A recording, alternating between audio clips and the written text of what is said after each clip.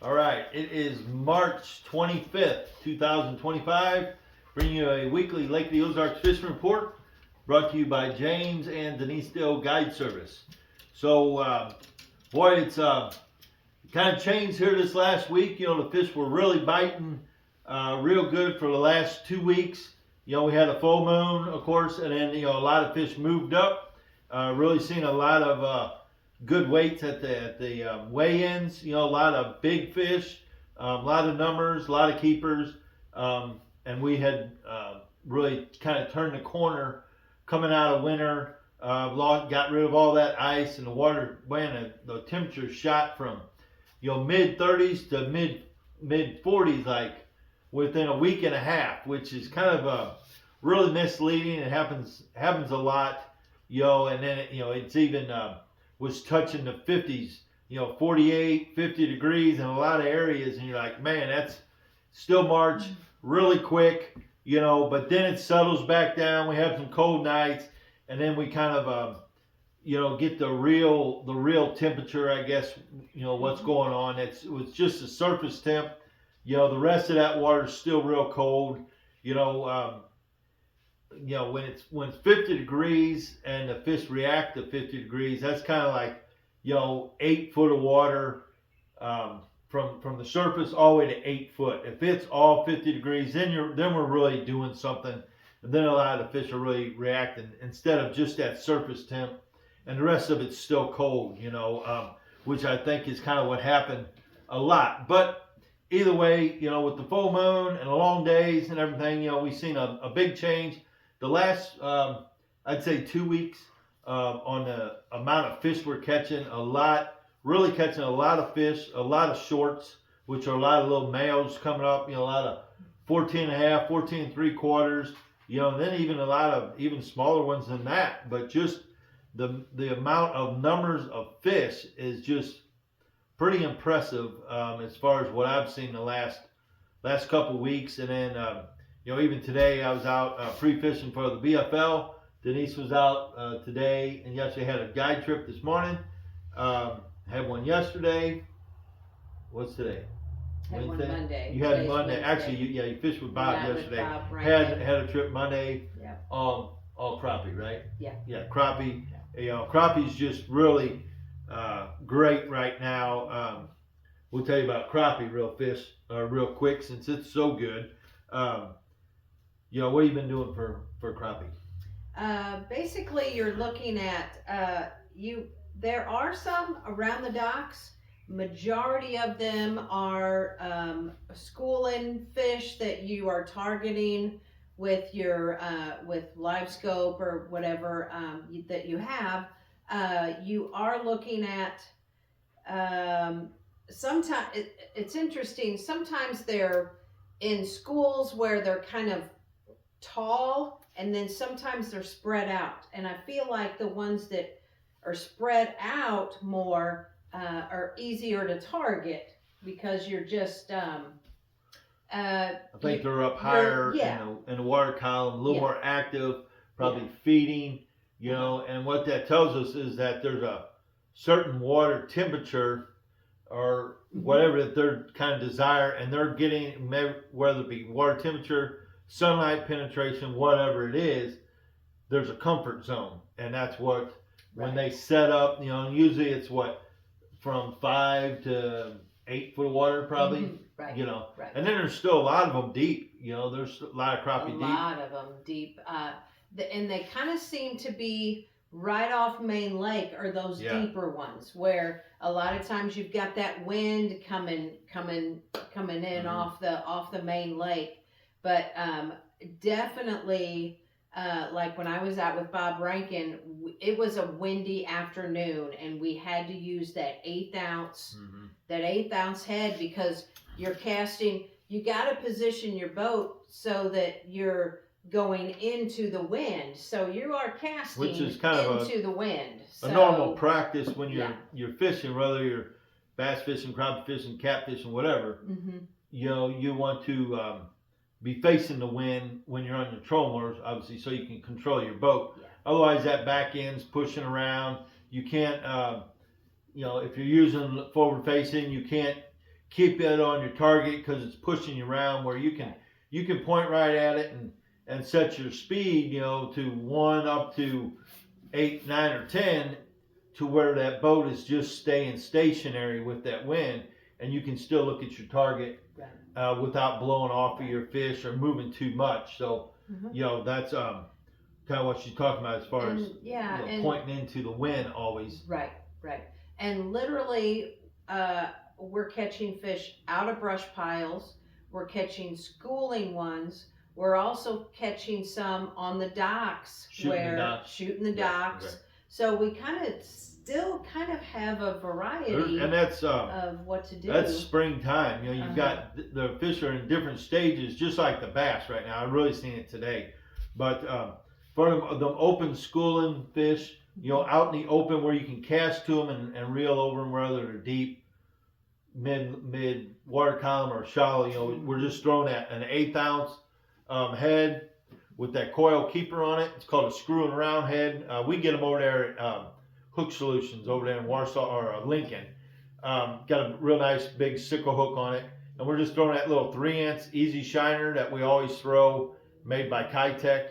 Crappie Gator makes one now too. It's called the COG swim bait, same size, and it's working real well too. We're kind of switching up back and forth with them. But that's just throwing past your school.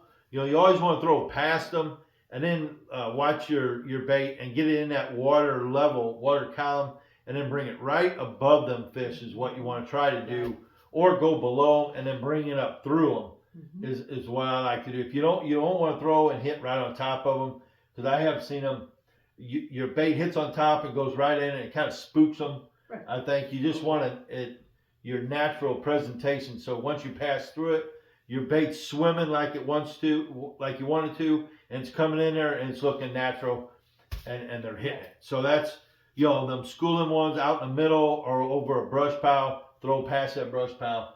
Like she said, I seen it today a lot. I was pre-fishing, but I see them big schools, I can't help it. I gotta catch a few of them.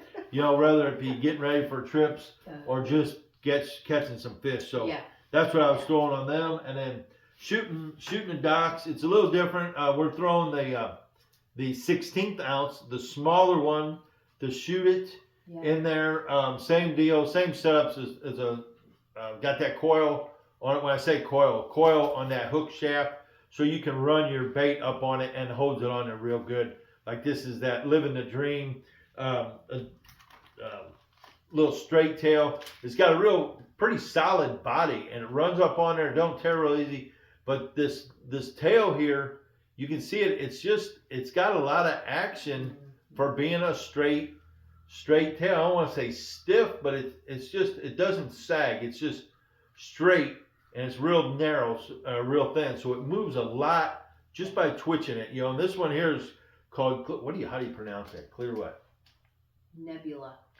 Clear Nebula, whatever that is. But either way, it's kind of a purpley blue clear. It's a super color. This is my favorite color right now.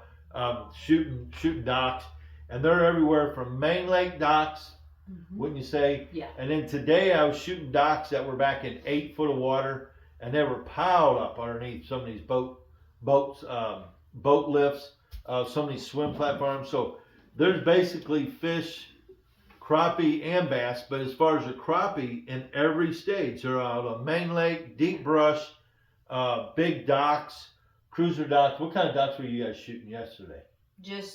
We were just individual docks. So not big cruiser docks. No. The big cables, they're not as many hanging on the cables. Right. Like in the wintertime, those big cables, they're all kind of suspended underneath these big swim platforms, or next to your boat lift floats underneath them, big pontoons underneath or alongside big cruiser boats. Are just great places to target. So, and you did touch on, and I want to talk about skipping an 1/8 ounce compared to skipping a 16th ounce. Shooting. I'm sorry, shooting. So the heaviness of that 18th ounce, 8th ounce, is it's too heavy and you don't get Right. that skip effect. It's more for casting. So you make long casts, maybe stay off them crappie with them ones out in the middle. You know, you want to stay off of them anyways, and that 1/8 ounce allows you to really throw out there. Oh, yeah. The bait gets down there, you can swim it and keep it at water depth you want. Compared to, like she's saying, that 16th ounce, it'll shoot way better. It'll skip. It'll shoot way in there. It's a slower fall. It gets down to them fish. It looks natural. Absolutely. And it definitely get a lot more bites shooting a little 16th ounce. So, that's crappie. They're like I said, they're everywhere from Main Lake to the backs. Still bobbering, corking some, with the slip bobber. And I had a little bobber stop here, but a little bobber stop. You run on your line, and then you run through your slip bobber, and then you tie it onto your bait, and then set that bobber stop at whatever depth you want. Right. And it's working good now. When them fish are out in the middle and they get up in the high water column, you can catch them. And then here in a few weeks, they're going to really be moving towards the bank. You just throw it to the bank and just reel that thing real slow, reel it and stop it so that crappie jig kind of comes up. You stop it, and it on itself will go down. And a lot of times they'll hit it as it gets to its lower part, or you start picking it up. So and you can do a little kind of just a little. Take up your slack and then a little bit of a twitch, just a little bit to kind of move it, and then reel just a little bit and twitch, A lot of times that's what it takes. They're watching it, you'll see them following, and a little twitch or a little different action, they'll come up and grab it. So crappie's just been great. You can go out and catch tons of crappie right now, and pretty much all around the entire lake. As far as, some of your river arms, whether it be the Gravois or Glaze, probably up the Osage, up the Nianguas. Those river arms are a little further along, at least for the crappie. So, but we was down lake yesterday and caught some. But in the big major creeks down lake, you gotta get way back in those creeks, and they'll turn on a little quicker. Those fish have already moved up, and then now you got a second group of them probably coming up. So that's pretty much crappie. The bass. What you see out here, there's 1, 2, 3. There's about 12, 15 rods out, and these are rods I had out pre-fishing today. So if that tells you anything, I haven't got it narrowed down 100%. I caught them today on a chatterbait. I caught them on spinnerbait. I caught them on jigs, swamp bug, wigglewort, a Ned rig, and a couple stick baits. And I caught them on everything. Majority of my fish today were shorts. I caught a ton of shorts. I had several keepers, but my best 5 probably weighed 12.5 to 13 pounds. So them are all male fish. I haven't seen a big one this week. I know they're there. I know they're coming. It's just spring. It seems like they always show up. And they show up in big groups, big fish, and you catch them for a couple weeks, and then between the moon phases, then they kind of disappear, and they get tough to catch, the big ones. I'm not sure what they're doing.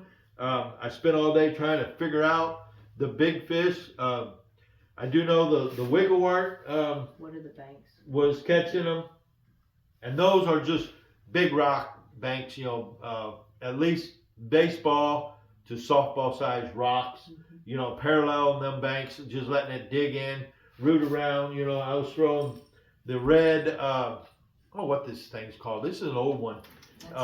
It's a brown with black stripes, yellow eyes, and kind of an orange bottom. It's just a dark color, and you kind of parallel the banks, maybe 70, 80 degrees angle. Let that thing go, get down to them rocks, and then start hitting them rocks and slow your retrieve down so it's bouncing off them rocks. Stop it.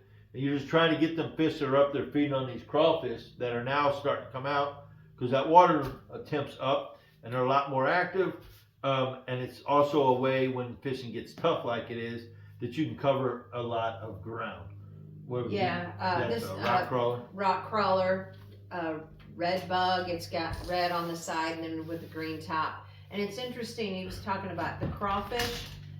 The other day I put in at Shawnee, and I was standing there at the catwalk there to go to get to the boat, and there were crawfish, big crawfish, just working in the rocks. And so I think already that, so. And a lot of it's like we were talking a few weeks ago, as they draw that lake down, these crawfish get out. They don't have any choice. They pull that water out from under them, the rocks, and they got to get out and start moving around. And this time of year, you know, it's just the water temp's getting up. They're getting out. They're feeding like everything else, you know. And they're slow. I mean, they were slow, just slow moving around. So I think your bait presentation. Right, with the crankbait, once you're hitting the rock, slow it way down, so it bounces and stops, bounces and stops.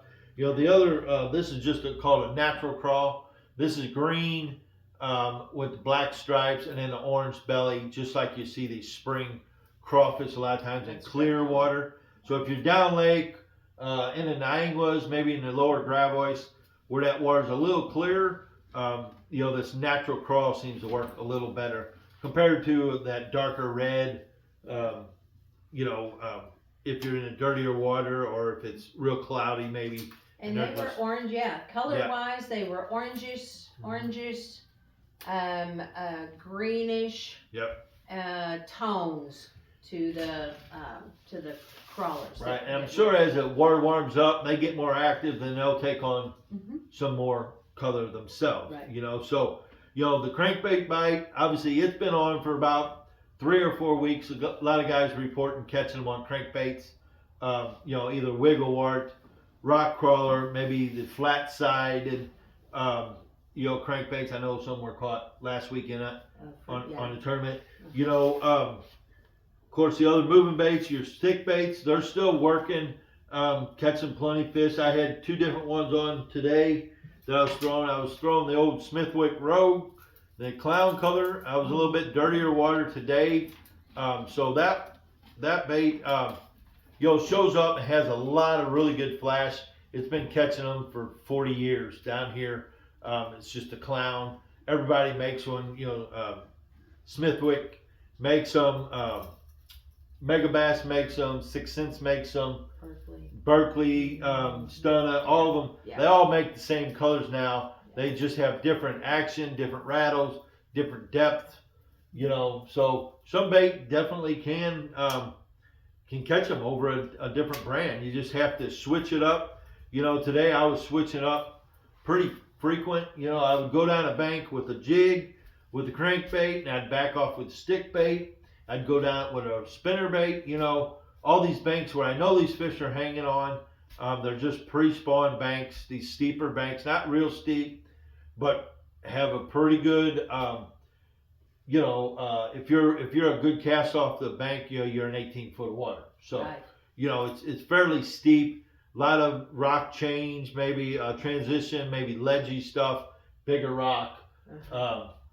You know, maybe like it drops down maybe 5-6 foot, like a little ledge.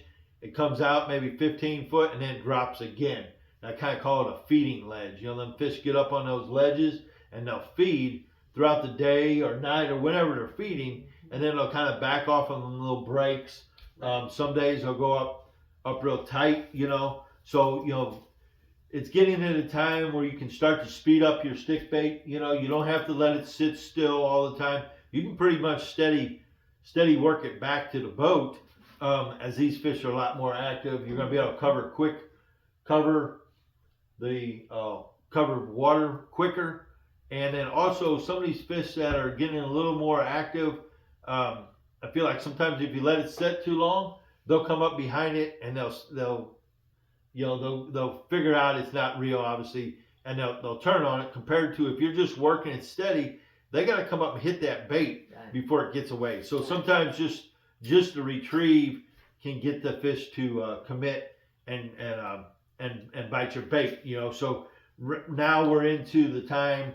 You know, we're in the mid to upper 40s to mid to lower 50s in some areas.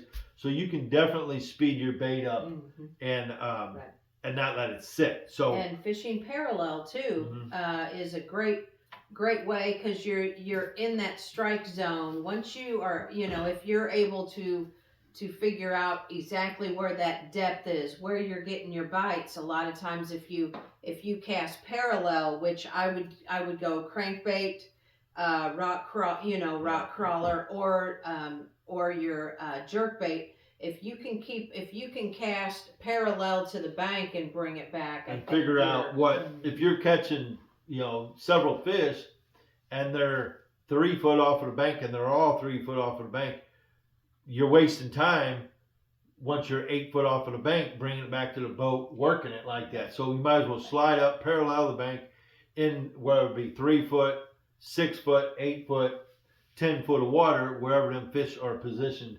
And so your bait, your cast is going to be more productive. Yeah, and it's not always possible if you're working between docks, some of that's not possible, but you just have to play your bank. And when you have that a longer bank where you don't have docks, that's going to be. Obviously your bank has a lot to do with if you can, productively throw a crankbait, but you can throw it on points, on the side of points, in between docks, where they have big spaces. Right.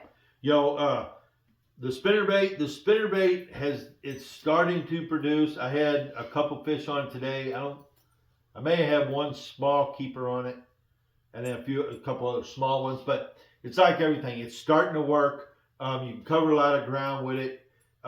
You can throw it right up on the bank, bring it off of the bank, shallow laydowns, shallow brush.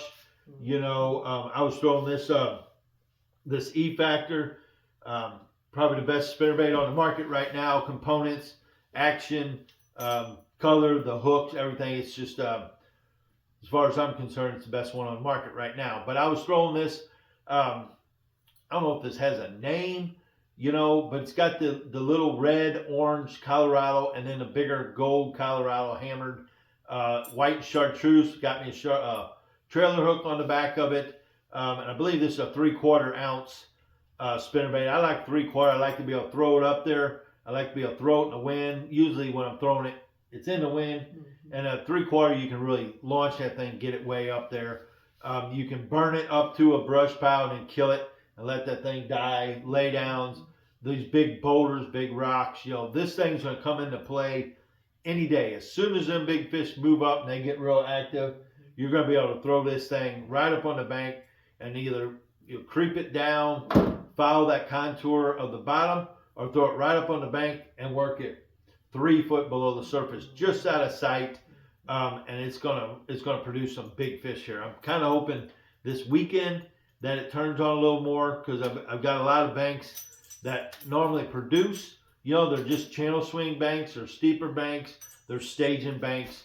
And I expect that spinnerbait right there to produce for me. I know if I do catch them, they're probably going to be big fish. The other one I do throw a lot is this 3/4 ounce, this little custom one I had made, but it's a double willow. Got a number 4 willow and a number 5 willow. One's white, the other's gold. This is white. Well, it was white chartreuse, but I've used this so much, the skirt's getting tore up, the head's almost wore off. It's all about the flash and the action. So it's just a different vibration. If you see some bigger shad, moving around, I like, throw this. If you're in a dirtier water, them double Colorado has a lot more vibration, and probably draw you up some bites. So obviously the spinnerbait, we're throwing that on 17, 20-pound test. There's no finessing with, it's a heavy rod with either one of them spinnerbaits compared to, your stick baits, crankbaits. We're throwing them on 12-pound test. The stick baits, 10-pound fluorocarbon. The rock crawler, wigglewart, I'm throwing it on 12-pound. What do you have on yours? 12. We're throwing on 12, and there's different preference on monofilament or fluorocarbon on your crankbaits. I like the monofilament. I like when it hits a rock or something, I like it to kind of sponge and stretch a little bit. If I have a big fish on there, it helps fight them and get, that line will stretch a little bit and help keep from pulling them treble hooks out of the fish's mouth, when you set the hook. But some guys like the fluorocarbon, to feel it. So, a good quality rod, a good quality stick bait or a crankbait rod, you'll feel that bait wiggling. You'll feel hitting the rock. So I still prefer monofilament on my crankbaits, So the other thing, let's see, that we've been throwing obviously a lot here lately, catching a lot of fish on it, is our jigs. As far as which jigs, what you were throwing. What's that? That's a half ounce? This is the half-ounce Ozark Craw. Again, it did have a green head, but now it's basically a lead head that's the paint's all off. Basically trailering it with the Crappie Gator Ring Craw, and I know it's just a regular Crappie Gator Ring Craw, green pumpkin, orange flake, or red flake. It's got the it's just. When we developed it, it developed around the zapper jig, so it fits on there perfectly. It's perfect. And that stems from seeing the crawfish and seeing exactly the colors that and the action that you're going to see naturally. Where's the bag for this? Okay. I don't know. I may have thrown it back on my boat. Yeah. Yeah. But anyway, the ring craw is what we've been throwing here for the last several weeks. Now today I switched it up, and I was starting to throw because that water was hitting 50 degrees. So these fish are getting a lot more active.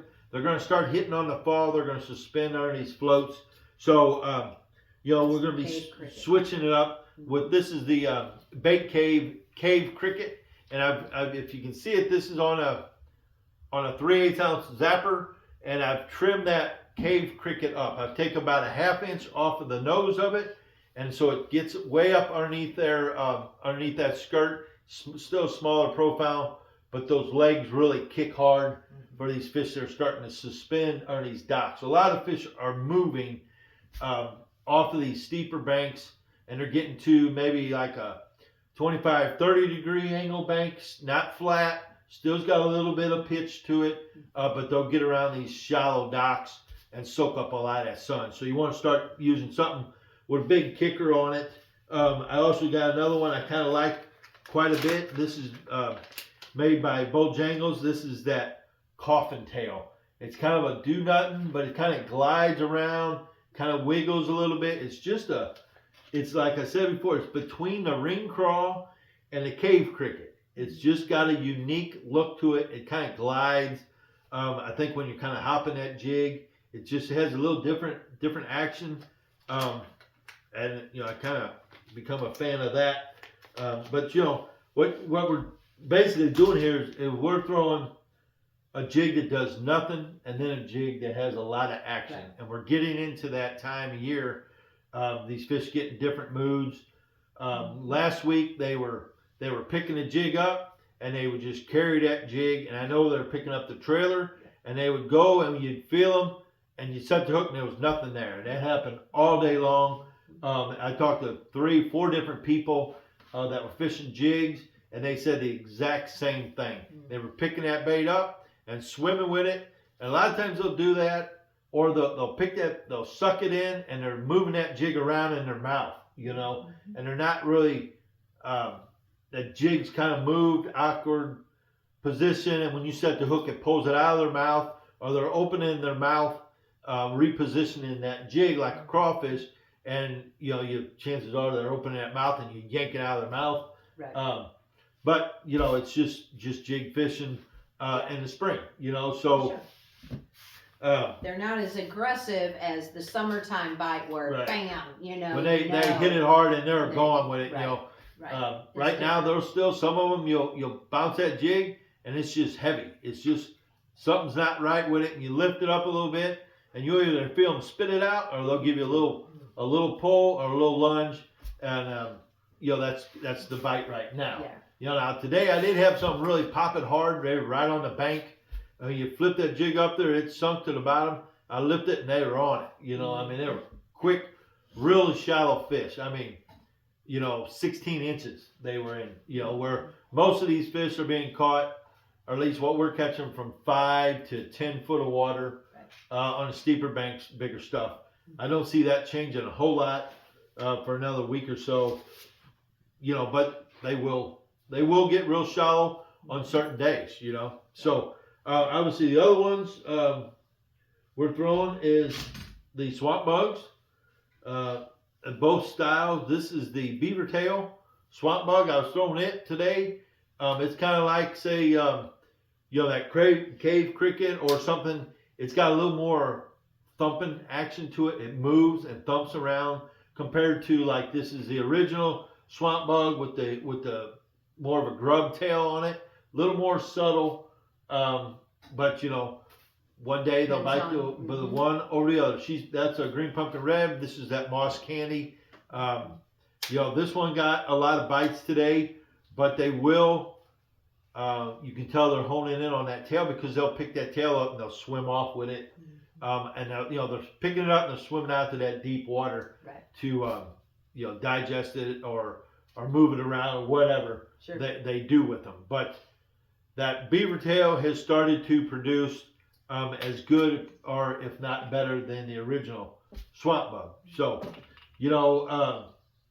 obviously we've covered a lot of baits, talked about a lot of baits. We're getting out of winter. Everything's into play right now. Your shaky head, just a shaky head worms in play. Chatterbaits coming into play. The other day I was playing around with the little Ned rig. I caught several on that. Caught a lot of little ones. But this here will get you some keepers. If you're a co-angler and you're fishing BFL this weekend, I would definitely have a Ned rig tied on with the little 1/4 ounce head and a little Ned rig worm on it, or take a Cinco and cut it in half, and you can vary your length of your Ned rig by cutting it in half, cutting a little bit more off. This is just a little 2-inch. Like these little crawfish, the bass can't resist it. And on a tough bite, this will get you. It will definitely get you bites, and I don't care where you're fishing, down lake, clear water, dirty water. It doesn't matter. This will get bites. Just spool it up with some braid, some high-vis yellow braid, 15, 20-pound braid. Put you a 10-pound, 12-pound fluorocarbon leader on it, and put that little Ned rig head on there. And keep that thing in the water, and you're definitely gonna get some bites with that. If you're following a guy and he's throwing a bigger jig or whatever he's throwing, follow him up with this little Ned rig to catch some fish. The limit for codes is 3 now. Is that correct? I'm not sure. You better check the rules on that. I'm thinking it switched to 3. That might be the Toyota. The BFLs might still be 5. Either way, to get bites of that little Ned rig is a good one to throw as a as a boater. Your jigs are going to catch you a bunch of fish. If it's real windy, throw that crankbait, throw that stick bait, throw your spinnerbait for your big fish. And you're going to be able to fish from main lake, big stuff, to the very back pea gravel this weekend. Yeah. We're at 70 degrees, 75 degrees today, tomorrow, Friday, a little bit of rain, maybe tonight. It's going to be warm rain. That might be all it takes to move a lot of fish up shallow and really start feeding. And these ones that came up in the first full moon, they're moving back. They're 3/4 way back, all the way back in some of these spawning pockets. And now you got another group getting ready to come up out on Main Lake. That's going to be the big wave coming is this next full moon. You got the first one, we just had, first wave of fish. And then you're going to have the second, which is going to be the big wave coming up in April. And that's when the majority of them come up. So basically what I'm getting at, there's fish from now until late May, early June. different phases, from main lake to the very backs and everything in between. I fished stuff today. I caught fish on main lake as you can get to all the way back in pea gravel today. And the keepers I caught were on main lake. Some were halfway back. Some were back on pea gravel. I caught them everywhere too. They were all pretty much males from what I could tell. I didn't catch none with no big bellies, you know. The other day I caught a couple females that were moving up shallow, and they were on a bigger rock. I'd still concentrate. The majority of them are just, it's just like the phases of where they're at in the spawn. There's some going to be on ledge stuff, some going to be a big rock, some going to be in pea gravel on any given day, but the majority of them are going to be on the bigger rock mix, a little pea gravel mix, but bigger rock type stuff or ledgy stuff. At least that's my opinion, is where the majority of them are going to be. You can catch them anywhere, but if you're looking for the biggest concentration, that's what I'm going to look for. That's what this weekend I'm going to be fishing, the bigger stuff, steeper stuff. If I'm not getting the bites I think I should, then I'm either going to go out towards Maine or I'm going to go a little deeper in the creek until I catch a decent fish to tell me what's going on, because springtime is notorious for changing daily. You know, you usually say the week they change. Now it's daily, and they can go from suspended out over the deep water to on the bank in 12 hours right now. So every day is going to be different. You know, pre-fishing is good, but sometimes in the spring, they move so much and so fast that at least pre-fishing you can find out kind of where they're at, concentration of them, what area maybe is fishing better, but they can move so quick on you and change baits like that. So I don't like having all these rods on the front deck, but this weekend I'm gonna have a spinnerbait. I'm gonna have probably 3-4 jigs. I'm gonna have a crankbait up there, you know, at least until I narrow it down on Saturday. Sometime Saturday, hopefully I get it figured out to where I can put the rest of this stuff away and just throw a spinnerbait, throw a wiggle wart, throw a jig, whatever it is. Once I get it narrowed down, then I'll stick with that, and I'll go to all the similar banks to where I've caught them. So, you know, right now you just got to cover water. You got to try different things. You got to try different rocks, different banks, creeks, pockets. Your little main lake pockets are going to start producing. You know, those can be some little sneaky hideaway things that aren't getting pressured. They're not getting hit a lot. So try that type of stuff. You know, it's just, we'll see. It's springtime. You know, a lot of fish are biting. We're catching a lot of fish. It's a lot of fun. It's a great time to go out and catch a lot of fish and do different techniques, different, you know, whatever you want to do or throw.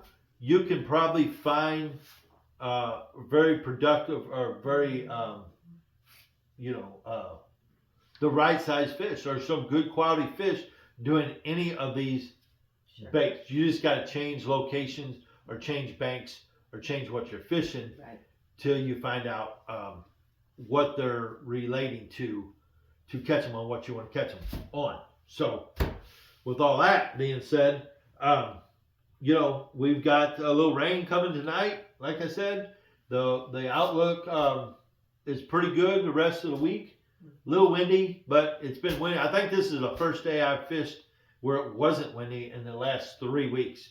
You know, it's minimum 15 to 30, 40 mile an hour gusts the last 3 weeks. It's been, seems like it, yeah. You know, but once it kind of changes, but all that wind gets everything going.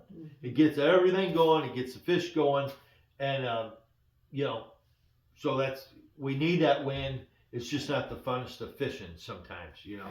So, you know, other than that, man, I don't know what else we can tell you. You know, I know Gary down at Sport World's got that brand new big Vexus aluminum. I think it's a 2080. I'm not sure the model, but it's sitting out front. and he's got 2 of them. He's got one coming in, which is the new big one, and I know he's got a 2080 sitting there. I was looking at it yesterday. Pretty impressive front deck on that thing. Of course, he's got the fiberglass, the VXS in there. He's got the VX, like this one, like I've got, in there. We were talking about last weekend, the wave, when we come down lake, we hit the 4 corners there, the Bermuda Triangle, and the waves were 5-6 foot swells. They were ginormous waves. And the boat did excellent. I mean, I was glad I was in this boat. We did take 1 or 2 over the dash or over the bow, but it's just, there's only so much you can do. But, the ride, you can't beat the ride. I've been standing on my trolling motors on this wind. I've been standing on them, and I've got the new Militech lithiums from Wholesale Batteries.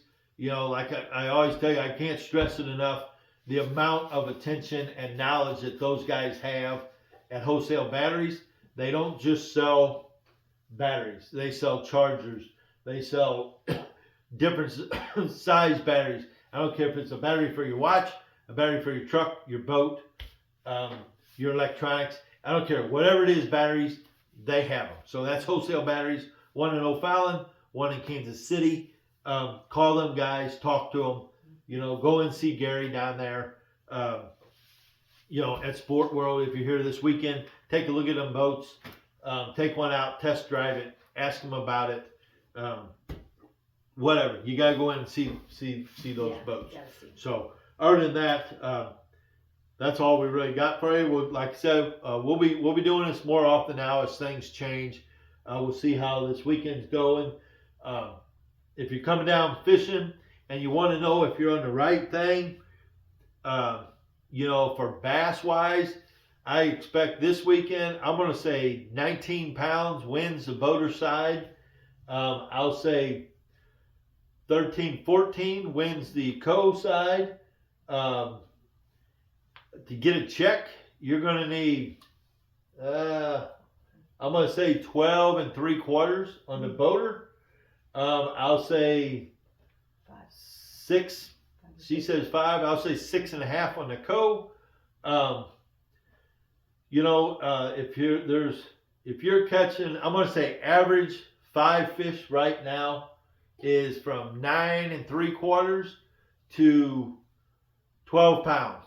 That's okay. That's an average. That's your typical 5 fish limit. If you can get over 12 to 15, that's getting pretty good. That's solid. You're getting yourself in position. If you get 15 to 17, that's a solid day right now. That's solid. If you get 17 to 20, you've done something. That's a good day. Yeah. So, if you're pre-fishing or if you're down here fishing and, whatever you're catching, that's going to kind of tell you, at least my opinion of what I've seen, how you're doing, So, 17, I'm going to say 19. I would not be surprised if it takes 22, 23. I can see that happening. I can also see 17 winning. So it's all over right now. It really is. We're going to be on a 2-3 week period until that next full moon. That will be in a little bit of a kind of a funky, not great, but good, but not great fishing. So that's all we got for you right now. I appreciate the comments. Appreciate you guys tuning in. Like I said, any questions, let us know. Shoot us a message. 573-204-9005 for me. What's yours? And my number is 314-226-3099. Shoot us a text. Shoot us an email at jdillbass@gmail.com. Give us a call. We can text back and forth. You can call us. Ask any questions about your guide trips. What's included. Where we'll pick you up. What's the best time of year to go for numbers? What's the best time of year to go for size? You want to learn to flip and throw a jig? That's what we'll do. Stick bait, whatever it is. You just want to go out and catch fish, we'll do that too. So whatever it is you want to get out of your trip, That's what we'll focus on. So with that being said, appreciate you tuning in, and we will see you in a week or so.